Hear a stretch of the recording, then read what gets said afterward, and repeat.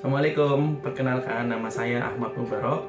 Saya adalah peserta PLDB 3 pendukung proses bisnis angkatan 9 dari PTPN 10. Saya akan mempresentasikan mengenai fungsionalitas. Dalam organisasi ada beberapa fungsi antara lain manajemen SDM, manajemen pengadaan, manajemen kesekretariatan, CSR, SMK 3, hukum dan perizinan serta SIM IT.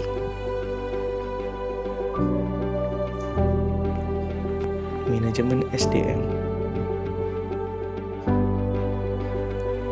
Pada saat ini ada pergeseran human capital dalam pengelolaan SDM. Paradigma pengelolaan SDM semula hanya berfokus pada business impact menjadi berfokus pada outcome, kapabilitas SDM, budaya, dan organisasi dalam bisnis.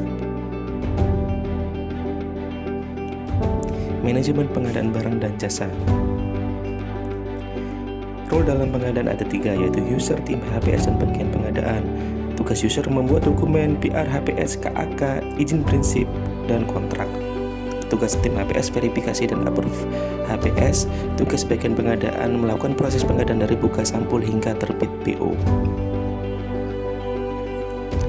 Supply chain ada 3 pokok, yaitu upstream supply chain, internal supply chain, dan downstream supply chain. Upstream supply chain yaitu procuring material bahan baku menjadi barang jadi.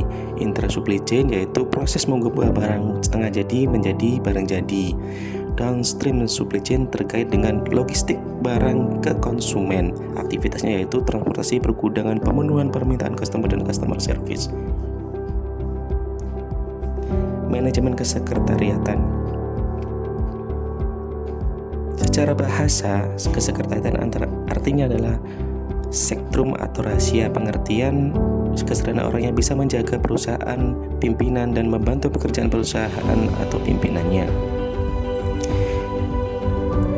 Fungsi dan peran kesekretariatan yaitu meringankan tugas pimpinan, pusat dokumentasi dan informasi pimpinan, dan ketiga menjadi alat komunikasi organisasi atau perusahaan. Corporate Social Responsibility atau CSR. Pengertiannya adalah suatu tindakan yang dilakukan oleh perusahaan sebagai wujud tanggung jawab terhadap masalah sosial maupun di lingkungan sekitar perusahaan. Manfaatnya mendorong perusahaan untuk memelihara dan menggunakan sumber daya secara bijak, mendorong terciptanya lingkungan sosial yang baik, memenuhi kebutuhan dan harapan masyarakat yang semakin kritis dan peka terhadap produk, menciptakan citra positif perusahaan di masyarakat. SMK 3.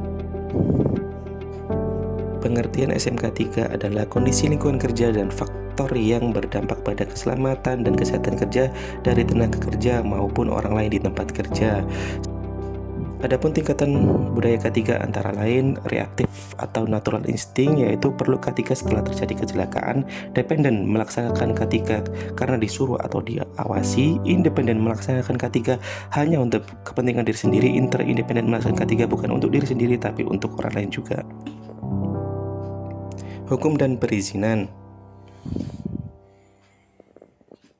Ruang lingkup corporate law antara lain berlaku, yaitu perorangan, badan hukum dan bukan badan hukum, perusahaan, tentang pendirian, perizinan tanah dan bangunan, aktivitas tentang perjanjian kontrak, asuransi ketenagakerjaan, hakiki dan CSR, likuidasi tentang kepanitan.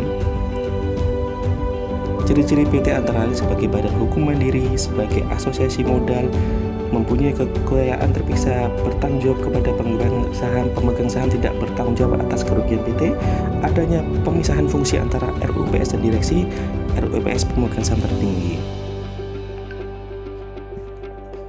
Organ PT antara lain RUPS, direksi, dan komisaris.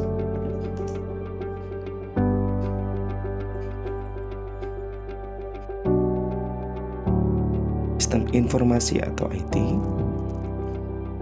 Pengertiannya adalah sistem terpadu untuk menyajikan informasi guna mendukung fungsi operasi manajemen dan pengambilan keputusan. Tujuannya percepatan proses bisnis, penyederhanaan proses bisnis, otomisasi proses bisnis, integrasi proses bisnis, dan akurasi proses bisnis.